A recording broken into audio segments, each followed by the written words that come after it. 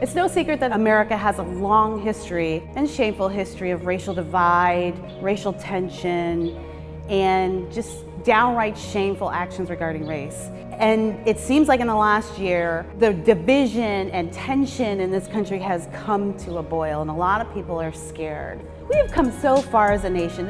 I really think Americans need to think about that sometimes. We went to war with each other over the concept of slavery. That's not for nothing. We came in a span of 50 years from a place where a black man could not sit and eat lunch in public next to a white man, to now black men and women running companies, running the entertainment industry.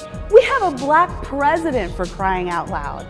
And yet that seems to be not enough for some people. An entire industry in this nation has sprung up around the race conversation. As much as the talking heads and the pundits talk about the things we need to do to be united, their language and their discussions and their arguments are all based in the idea of making sure Americans stay angry, so they'll keep tuning in, they'll keep giving them clicks, they'll keep paying the bills.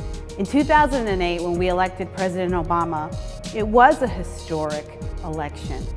And although I don't share his politics, I too shed some tears as a black American because I looked at him as a symbol of how far we have come in this country. Here we were, the most powerful man in the world. Not only was he American, he was black and American, and that meant something. And I think all of us on the right, on the left, in the center, all of us believed that he would heal some of our racial divisions. I think all of us believed that we were headed towards a post-racial America, finally.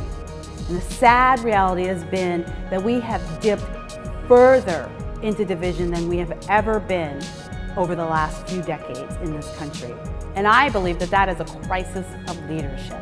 Think about in a situation like Charleston, President Obama walking to the podium, and instead of blaming people, instead of reminding people of how much racism and race issues still divide us, he chose to use the language of unity.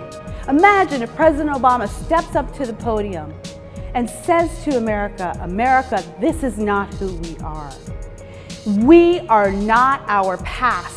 We are not defined by the shame and the mistakes we made in our past, but we are defined by this day, a day when your black president stands in front of you and invites you to unite, to grasp hands in prayer, to remind each other that we are all residents of this country. You and I are now who represent America, and you and I stand together against those elements in society that would divide us. Because united we stand, united we are strong, united we have always been strong. I want you to take a minute and imagine if our first black president came out and said those words, and instead of reminding us of our shameful past and trying to remind you of what a horrible person you are, what if he came out and reminded us of the good that is in this country and the good that is in each of us, and reminded us to look at our neighbors and see how we treat each other during these times of crisis,